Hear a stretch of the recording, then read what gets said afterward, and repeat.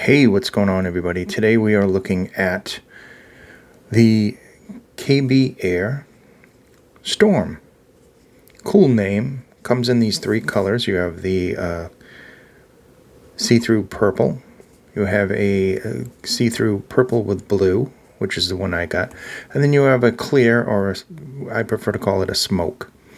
Now I picked the purple and blue because it reminds me of one of my starter pairs back then in the day was the ZST Pro from KZ. And I like that color combination. I think CVJ tried to make something with that color combination too at one point. This is a 10 millimeter composite diaphragm, which is a peak plus PU diaphragm. It is 32 ohms, which is surprising because usually these are like under, like maybe like 16 or something like that. Sensitivity is 108 decibels, 20 to 20 kilohertz. Cable is OFC silver plated, which is silver plating is kind of amazing at this price range. It's only $17.99 or something like that. So we're going to open this up.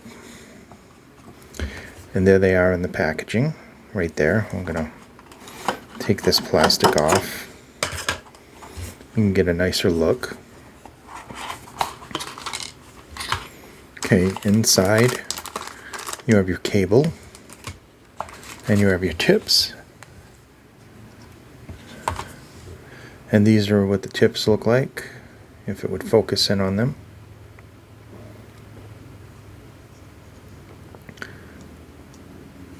A little mushy, but they're comfortable tips. These are the large. You get 3 size tips in there.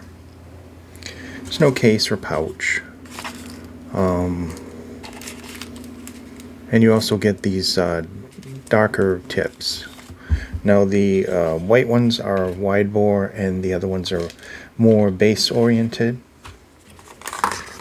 And pop these guys out. Take a look at that cable.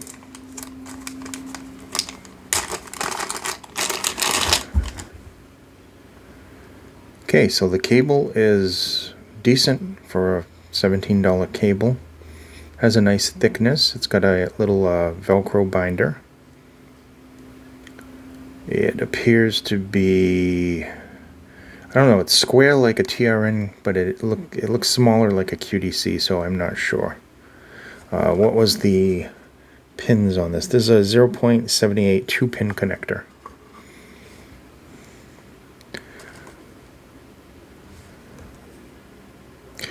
So we've had our time with these.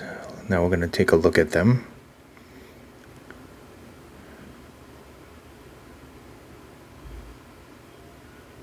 They're very pretty. Honestly, these are beautiful, and I like this kind of shape, this angled shape right there. I'm going to put on a different light. I must say I really do like the looks of these, and the construction, obviously it's lightweight. It's a plasticky resin build. You can see the driver right in there. Nice mesh filter, nice nozzles made out of metal. I don't know what material. And of course a 2-pin connector. And there are so many ones in this price range that don't have interchangeable cables, which can make a big difference. Changing out tips and cables, you can get a completely different sound out of these. Let me look at my notes. So okay, put that off to the side so I can see what I put down for some notes of these. Okay, so these are $17.99. And honestly, they're not that bad considering the price. These are not going to be for everybody. These are definitely not a typical tuning. I think more toward treble head people would probably like this better. It definitely has some bass there. The sub bass seems to be rolled off a bit. Mid bass a little bit more. Getting into the mids, the lower mids are fine. They definitely have a nice sound to them, nice tonality. Maybe, not the most body to them and details, but still it is decent considering the price range. Moving on to the upper mids. The upper mids have more emphasis, kind of a forwardness to them, and there's a decent amount of detail and separation there. Overall, it's definitely not a detail magnet. It's not the greatest with details in that area. Now we move it on to the treble. The lower treble is nice. It presents well. It is emphasized, both upper and lower treble. There definitely is some emphasis there. There's a lot of detail there. Now, people that like that kind of thing will absolutely love these. I'm more of kind of a Harman curve, V-shape, neutral. I like those kind of sound signatures. Something like this, I'd have to find like certain tracks and songs to, listen to this properly. Now, I ran this through the gamut of things that I like, and it's not bad. I've heard a lot worse than this. There's been a lot of really boring sounding IMs, and this one just comes across unique. For me, personally, no. I don't think I'm going to be listening to this very much, but I can see somebody that likes that. It's got detail and treble. The soundstage on this also a little bit on the smaller side. Maybe like, slightly below average in the width and definitely shallow in the depth. Kind of like if you were sitting in a small cafe listening to somebody play music. But note-wise, detail-wise, like the treble, every note, the guitar pluck, the cymbals and everything, you can hear everything.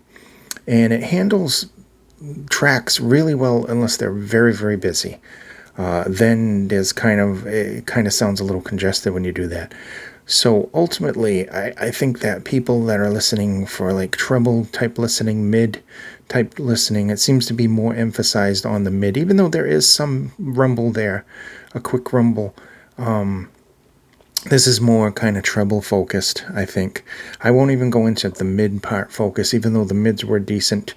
And sometimes they sounded a little on the thinner side, but ultimately, treble people probably would like this, with its kind of brighter. And it's funny because I say brighter and the upper is brighter, but there is kind of like in the lower region of the treble, there's kind of a darkness there. It's not overpowering, but I just noticed that on some recordings that I was listening to. Of course, we tested this on a bunch of different equipment. I use a ton of equipment with every review. To name a few, we did the V6 from Tempo Check, the SG1 from Dethon Ray, the iFi Griffin, the iFi Uno, the Questyle M15, the Truth Air Salt, whatever it was, the Saya. What else do we do? Fosse Audio DS1, I love that. And my desktop stuff, SMSL, SP200, THX, the Fosse Audio K5 Pro, Surfans DAP, the HIDS AP80 Pro X, a bunch of stuff. I usually don't name it in the videos, but trust me, it gets run through a bunch of things. A cassette player, a CD player, just off the computers, off the phones. I have a bunch of phones and computers to test this on.